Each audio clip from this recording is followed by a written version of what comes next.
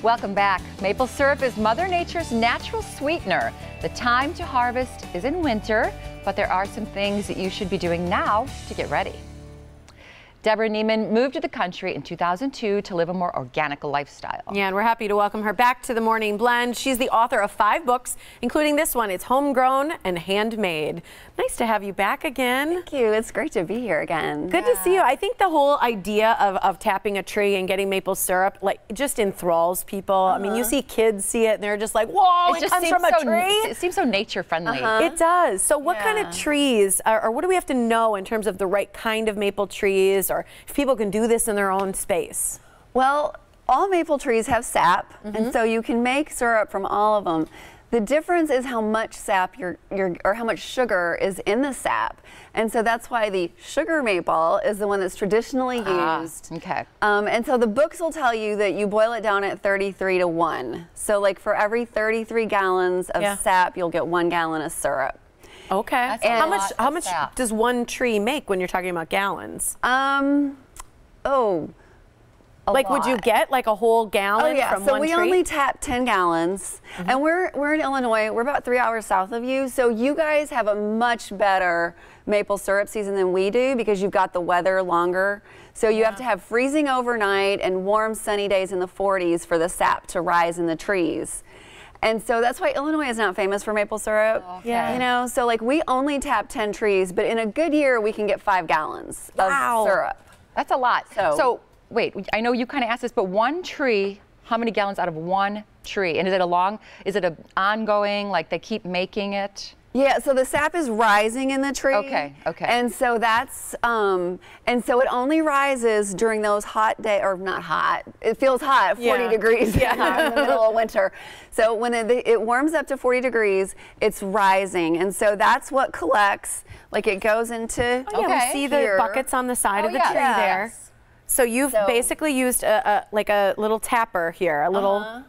And then turn it this way so we can see. So this is where it can come out. Yep, so that's where it comes out. And what's funny, like I didn't get this initially, the hole's on the bottom.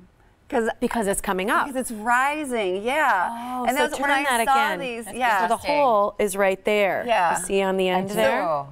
When we first got these and I knew nothing, I was like, why is the hole on the bottom? Like, the spout's here, and you know, and then it clicked. I was like, oh, the sap rises.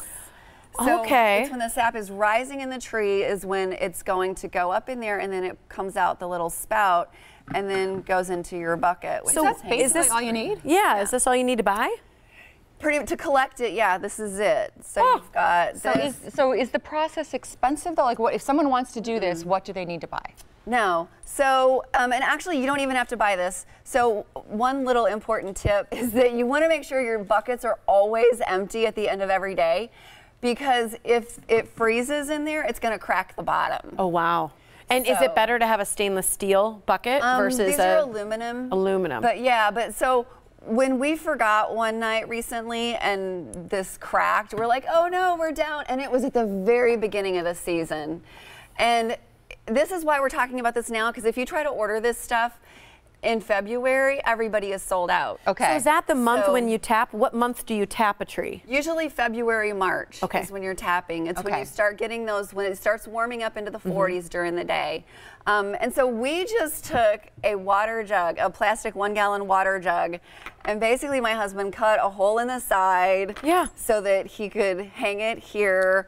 And so we used a plastic water jug. So what those too. So if you want to get really thrifty, you just need to buy the tap, and then you can take like water, you know, a gallon water milk jug or a gallon water or milk jug. And then just hang it on there, and it can drip into there. And just cut a hole in there for this to go in there. We've got the lids. So the lids go on the buckets when they're hanging on trees. So for bugs? Because bugs will get in there, leaves will fall in there. And things like that. And so that's just to keep it cleaner. I like that. This just seems like something so fun for kids to get involved in. And see how nature really works, know where things come from. But the thing you mentioned is, you know, that process of boiling it down and how much you get. So how do you then take the syrup from the tree, and make it into syrup? Is it just simply boiling it like this on a stove? That's it. Do you have to add anything to it? So if you do it in your house, you have to have all your windows and doors open.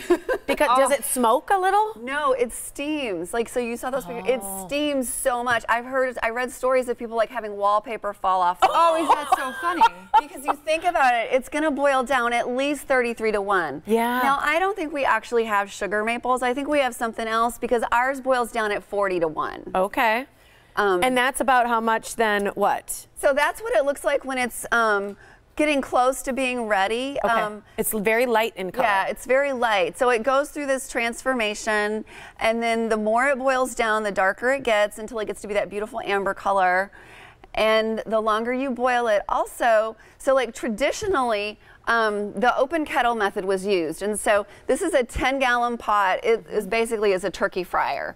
So if you've got a turkey fryer, you're halfway there. Okay. That's what you would use. And so you put it in here and you can boil it. And we actually have the turkey fryer burner that we sit outside that we hooked it up to our house propane because the propane tanks, we'd go through like 2 a day. Yeah. So that got kind of expensive. Say someone only does like a milk jug's worth, okay? That's all they do, and they want to boil that down. How long would it take to boil that much into a syrup? Do you know? That wouldn't take very long at all because that's like 128 ounces. So divide that times 40, that's only going to make like about, what, 3 or 4 ounces of syrup. Wow. And it would take how long? Oh, that would only take a couple hours. And you need a lot more than that for pancakes. So these two right here, yes you do. You're gonna get like one waffle full on that. Yep. So this one and this one, there's, I know you can tell a little bit that this one's lighter. What's the reasoning behind that? Because the one on the lighter one was not boiled for quite as long. Oh, and look how thin it is. Can you see that? So, yeah, it is surprisingly so different thin. than log syrup, log cabin. Yeah, which is mostly corn syrup. Okay, right. So, yeah. Well, that's delicious. Yeah, isn't it? And you didn't add anything to it? No. Nope, that is 100% maple syrup, boiled down. All natural. All natural. Oh my goodness. Why would anyone add anything? Right. That's incredible. Thank you so much for being here, Deborah. Welcome. We appreciate it. You can learn more on The Morning Blend. Your book, the one that's most recent that we spoke about, is Homegrown and Handmade. Appreciate it. Thank you.